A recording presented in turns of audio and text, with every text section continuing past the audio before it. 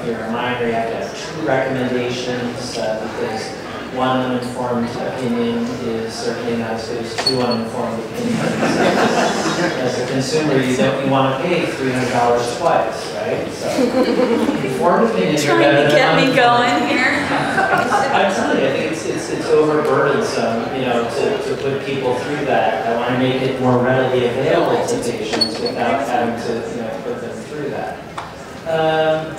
I think, again, because of the biases, it really helps, and it's for the protection of legalization, to have as rigorous a regulatory program as we have in place. And I can't think, you probably have a lot of examples where it's overly burdensome, but I'm pretty comfortable with the level of burden because of, again, where we had to come from to get this program in place. And my objection is only about the uninformed opinions, because I think we do have some physicians that are just learning. And this is a new opportunity for them. I mean, the endocannabinoid system is not generally taught in medical school, although I have seen Dr. Laura Borgel teach a group of medical students about the endocannabinoid system, and I practically started crying. But I just wanted to say that we do have doctors that have taken it upon themselves to educate themselves. And that's my issue, is just the uninformed opinion, because we do have some very, very dedicated and committed physicians in Colorado. It's just that, you know, it amounts to maybe, you know, a little over a dozen across the state that are really top of the line. And we need more of those. So one of the things that I've been working with Dr. Wolf and CDPH on is how do we, what do we need to do so that we can get more physicians engaged and more people, so that more patients have quality access, and this isn't just, you know, stigmatized like it has been. So I wanted to get back to your question and what states can avoid moving forward, and touch on the packaging and labeling. So one of the things that I see that you touched on in that art just mentioned about children choking on plastic containers. What is going on in Colorado is everything that you purchase, all marijuana has to be in childproof packaging. So I'm also a caregiver for someone with MS, and he likes to smoke pre-rolled joints. I don't have time to roll joints, so I'll buy him individual joints. And I went to one store, and they handed me each joint in a child-resistant medicine container, and they handed me these 2 big grocery bags. And I was like, I just ordered 20 joints. Like, what is this? And it was all plastic containers. And so I started thinking, this is a lot of waste. It's burdensome for the businesses. It's burdensome for the patients. I mean, you know, who's recycling and stuff. And so I started thinking that perhaps we should start thinking, and again, this goes to the whole issue of marijuana not being plutonium. And again, you know, having faith and confidence from the sides of the doctors is starting to look at factors like you have to heat marijuana in order for it to be psychoactive. Thank you. So children can't, you can give, a child can have access to an ounce of flour, and if they eat that whole bag, they're not going to get high. Now they'll probably be really regular, and they'll have some great non-psychoactive CBD components or other endocannabinoids, THCA, introduced in their system, but it's not toxic and it's not dangerous. So perhaps we should maybe scale back. And I understand the edibles. I understand why edibles are in childproof packaging, because I am one of those people. I've been consuming cannabis now for 25 years, and I'm still one of those 10 to 50 milligram a day or edible straight for myself. And I certainly wouldn't want you know, my sister's children or any of my, you know, any children going to the hospital and getting sick from edibles. So I can see that, but I think that there's a great amount of waste and overregulation due to fear. We need to start kind of scaling that back some. Hi, I worked on Amendment 20 back in 2000, and it's great to be here watching you guys, because Colorado has done what we were hoping it would do back in 2000, but it took 13 years to get there. I work in Washington now, but I would like, given the whole process that's gone through to legalization in Colorado, what can I emphasize to the legislators in Congress, both the pluses and the minuses of our whole experience? And how can I tell them those pluses and minuses to where we can get what we did in Colorado for the whole country? Well, the first thing I would say is we need federal support. We're out there without agency support. We heard the pesticide issue. You know, there's no FDA support for food safety, so again, we have to recreate this whole wheel as it relates to edibles and testing and all of this. So the federal agencies are very interested in what we're doing, but because of how they classify it illegally, we get no federal support in any of the areas where we've come to rely on federal support for things like pesticide, food safety, things like that. I'd say also, we're talking about federal members of Congress. One of the biggest issues that these businesses have faced is that federal law makes it very difficult for businesses to get banking. So whatever they think about marijuana and whether or not they think it should be legal, these states are moving forward. And given that, wherever they're coming from, they should recognize that federal policy should let these states make their decision on their own without interfering. It should allow for them to have safe banking. We've seen, states went forward with medical marijuana throughout very hostile federal administrations. It didn't stop them from doing it, it just interfered with regulation. So the vast majority of the American public thinks the federal government should back off. We have a lot of data showing that the sky hasn't fallen, tourism's up, revenue's up, children's marijuana use is not up, and there are a lot of new jobs. So everything's going pretty well, but the states are going to move forward, so the federal government should back off and should let them do so without federal interference, making a safer system. Just one thing real quick. You mentioned it. So another thing when you talk to lawmakers in whatever state or federal level, people like to put the clock as January 1, 2014. That's not true. The clock started July 1, 2010 in terms of what a regulated cannabis commercial system looks like. Colorado's retail marijuana code is almost identical to the medical marijuana code in practice and application. So we don't need to, instead of giving 2 years experience, now we have 5 years of experience. So that's one thing to tell people too, because they say, oh, it's too soon to know. It's like, well, no, it's actually more than double the amount of time that you think that we do know. I just wanted to add that that's a really good point, that we have more experience than we often are recognized for. But right now in Colorado, at least in the work that I'm doing, we've dealt with a lot of the kind of what we can address at the state level and local issues. Now, we don't have perfect, and we're still dealing with some of those. But now, a lot of the issues that we're dealing with, like the ability for our kids to use medical marijuana in schools, employment issues, housing, particularly subsidized housing, the ability to do the research that we want, whether it's having to use cannabis produced by NIDA at Ole Miss, or it's whether or not the universities are willing to risk federal funding.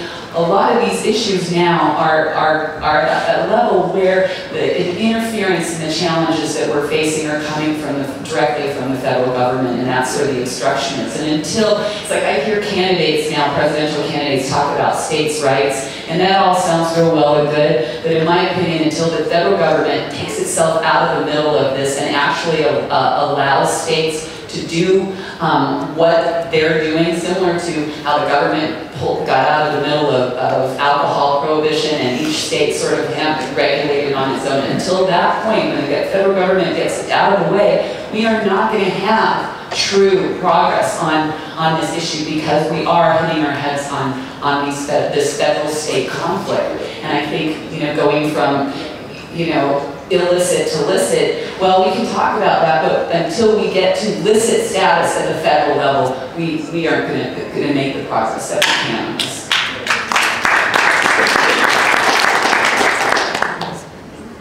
I'm Mickey Norris with the Cannabis Consumers Campaign. And as we're moving into legalization, I know that one of the important issues is to set pricing correctly to undermine the illicit market. So we can't have taxes too high to drive up the prices. We have to issue enough licenses to have enough product to make the prices competitive. My question for Diego, though, is in Uruguay, it seems like the prices are so low that once they institute the program through the pharmacies and make it $1 or $2 a gram, what's going to prevent the people from buying some 40 grams a month? That's what it is, right? 40 grams a month and selling it for $10 a gram and still making money and still keeping the illicit market going because the prices are so low. Well, I think that won't happen if we have a very big supply to cover all the market, because nobody's going to buy a gram for $10 if they can register and go to the pharmacies where the recreational marijuana is going to be sold. Yeah, tourists. Well, but there's going to be a lot of competitive to get the tourists, and the tourists will know that that's what they don't know right now, how much the price in the pharmacy is. And if they want to pay like 1,000% more, but they know that they're paying that amount. But I think it's going to be part of the gray market. That the alternative to that is, and it happens the same with minors that cannot buy directly from the pharmacies. The alternative of that is to still buy, in Uruguay we have this Paraguayan marijuana. It's all stuck, it's very low quality. There are females and males growing together with seeds, with leaves, with everything. Very low quality with a lot of unwanted products. And that's what the tourists are buying in the tourist places. The same with paying too much more than what the people buy. So if we replace that with people buying into pharmacies and selling it to tourists, at least we will have this marijuana being grown in a legal way with legal jobs, paying taxes, etc. Yeah, I don't think it should be about putting it into the illicit market as much as it is about putting it into the corrosive, lucrative, and violent nature of the illicit market. I mean, all legal markets have those things. Oh, it's not. No. Hi, my name is Rochelle. I'm from Students of Responsible Drug Policy. I actually had a question for Diego as well, in which when you reform legislation, you're signaling that there is injustice to the law prior. So, were there any sort of repercussions for any of the victims of the war on drugs in Uruguay, and at the same time with the United States, is that a priority for us?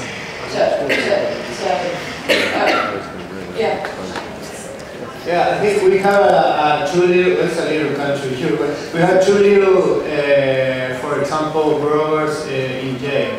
Because before the law was passed, we were fighting, NGOs were fighting with lawyers to state that the growing of marijuana was a preparatory thing about the use of marijuana. That is not a felony. It's not a fault. In Uruguay, it's legal to have marijuana, to smoke marijuana, and to use and to have a little quantity of all drugs. It has never been penalized. So we were fighting before the law was passed, and we won a lot of cases, mostly all the cases we won, and we didn't let these growers go into jail. So when the law was approved, we didn't have much more much more people because the judges were starting thinking in the other way and they stopped imprisoning growers. But were people compensated? No. So I wanted to really about your idea was a priority for us in the United States, this concept. It's very, very, very much not. Okay, I want to be absolutely clear.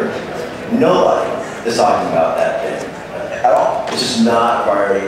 The priorities with regulators and legislatures and those people is how do you tax it, how do you follow supply chain. No one is talking about the social justice aspect at the legislative level at all. It's a travesty. So thank you for bringing the question and giving me the opportunity to rant about that because it's tragic. I think some states are looking at it more for expungement. I believe Colorado did something recently, though. We're just talking about All right, we're talking about it. We tried. Yeah, Maryland and a couple of DC, I think, some people who had passed conditions were expunged, but actual financial compensation, I haven't heard of anything like that yet, but it's after the fact in a few cases, there's starts to be a conversation. I mean, again, really quick, remember, we're starting in Colorado where we prohibit those people from being in the industry. That's where we're starting. So I just completed my coursework for my master's in public policy and with a concentration in cannabis policy reform at Regis University in Denver, which is a Jesuit university, liberal arts school, which is why I was able to pursue this type of degree. And my thesis is entitled Enduring Racial Disparity After Cannabis Legalization, because of all of these different issues, whether it's suitability or just even financial backing. It's really interesting to see how this is evolving. But we did try in Colorado to seal records, release prisoners who were in prison for nonviolent marijuana offenses, because why should you be in jail for something that's no longer illegal? This is probably a really political issue. I think, personally, in my opinion, in Colorado, because we're also a huge prison industry state. So our state receives a lot of funds to house prisoners, so that would be releasing a lot of people out there. So this is a very significant issue.